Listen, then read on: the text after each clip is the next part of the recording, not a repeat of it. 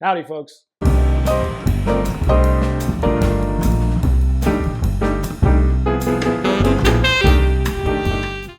Thanks again for coming back. Check out the new studio setup. You can see Santa over there lit up. He's got his guitar. He's got his amp. He's got a pedal even. He's jamming out tonight. But right now, what we're going to talk about is filling out a W-4. People reach out about it to me every single year. How the hell do I fill out this form, and why is it so complicated for something that should be so easy? That's what we're going to look at right now. We're going to look at the exact form. We're going to get you information about exactly what you need to do so you don't have to worry about it next time you have to receive one of these. Now, what is a W-4? It's a form you're going to receive essentially when you start a new job, a new W-2 job. You're going to be asked to fill out a W-4. And that is essentially going to determine how much taxes get withheld from your paycheck. Something that can be very confusing for people, not really understanding how it works. Am I getting this money back? Why are they taking so much out? God forbid you get a bonus and see how much money comes out of that for taxes. But at the end of the day, rest assured, there's nothing weird going on. Taxes are a reconciliation. At the end of the year, you're either going to pay what you owe additionally, or you're going to get money back because you paid too much. Now, let's look at the actual W-4 itself. If we pull up our screen here, this is the W-4 form. This is a federal W-4 form. And all we want to do is point out, we're going to get rid of all the noise. We want to look at specifically the key things we need to be worrying about. Again, if you remember, I just said that this is a form about determining how much gets withheld from your taxes. If on this form you put stuff for things like dependents, you claim exemptions, what's going to happen is you are going to get more money withheld from your, or less money withheld from your paycheck. The more exemptions you put, the less money is going to come out of your paycheck, which means essentially you're going to owe more at the end of the year. So if we come down here in these forms and they're asking you to put, you claim dependents and things like that. Let's see, we got other adjustments here. We'll get to that in a second. But let's just stick to this box here. Just claim zero. That's the answer we want to do. We want to claim as little as we can so that the most gets withheld from our paycheck. Now, why would we want to do that?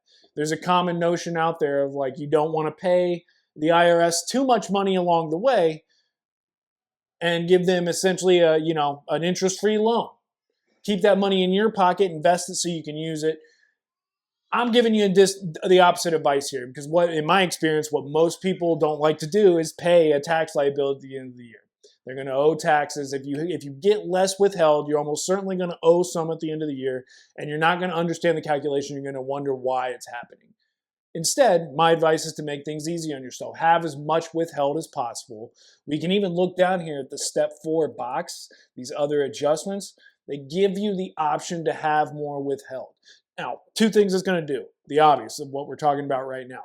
You're going to have more money withheld from your paycheck the less you claim on this form, meaning you're going to owe less taxes at the end of the year, or you're going to be more likely to get a refund. That's the important thing. The other thing you can do is if you have other jobs that incur tax liabilities, if you have a side business that you're going to have to pay taxes on, you can actually pay it through your W-2 job. That's what the step 4 box is right here. They give you the option to withhold more money based on these factors. Do you have other jobs? Do you have other tax you expect to owe at other places? They allow you to withhold extra here. Now, if I flip to this other form, I'm in Indiana. This is essentially a similar Indiana form that you're going to have to fill out. You see these exemptions here. You just want to not claim any. Put zeros where they ask for you to claim exemptions. Don't do it. Just don't do it. It'll make it easier. And the other thing it's going to do, it's going to make it easier for you to start budgeting. Learn to live a little less. And as you get comfortable doing that and you figure out within your own budget how you can do that, how you can live with having more taxes taken out and still manage your month-to-month budget, you're going to become stronger financially. Your personal finance muscle is going to get stronger, and it's going to help you ultimately financially overall. You're going to be able to work with your money easier. You're going to be able to get used to working with less money. It's just going to make you stronger. It's not going to make you any less wealthy, just make you stronger financially. So we have these 2 forms here, these W-4, the WH-4 if you're looking at the state of Indiana. We're looking at 0. Now, what I want to show you, the additional thing I want to show you, I'm going to flip up the Excel screen I had, cue the music.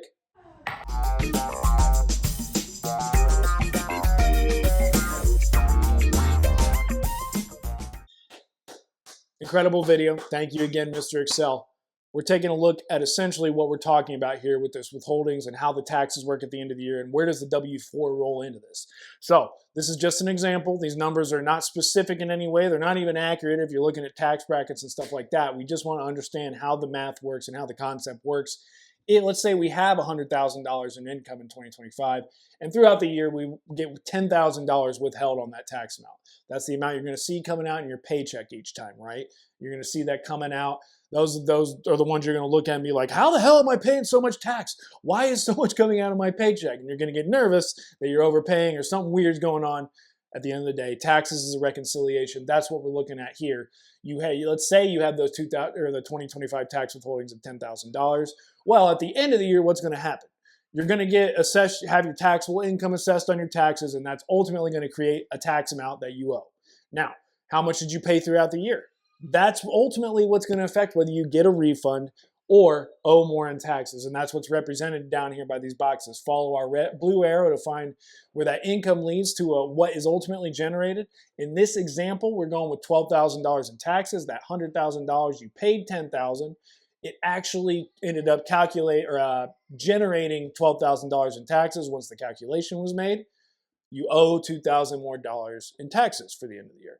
Again, if we had exemptions in this scenario, we could have trimmed this down. If having additional tax owed is not something that we wanted, we can control that by dialing back those exemptions. We're increasing the amount we withhold from our paycheck.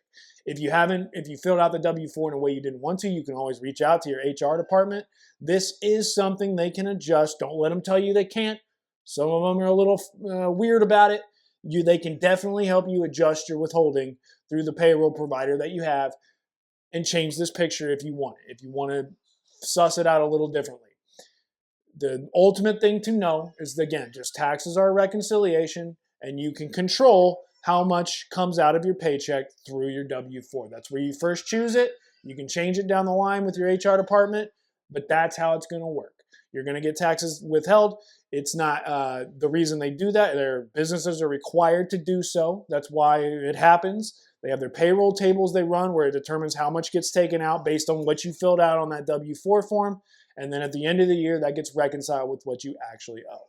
There's a number of ways to control this. The W-4 form is just where it starts. This is where you first select it.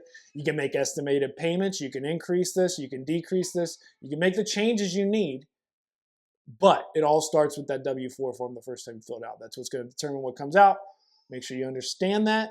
Your W-4 is going to determine how much tax comes out of your paycheck. More exemptions, less tax. Less exemptions, more tax comes out. Keep that honest. Keep it true. Keep it in your mind. You got it. You're going to do it right next time, and you're going to do it with comfort. Thanks for joining us. Come back next time. Send in your questions. We'll get them answered. Thanks.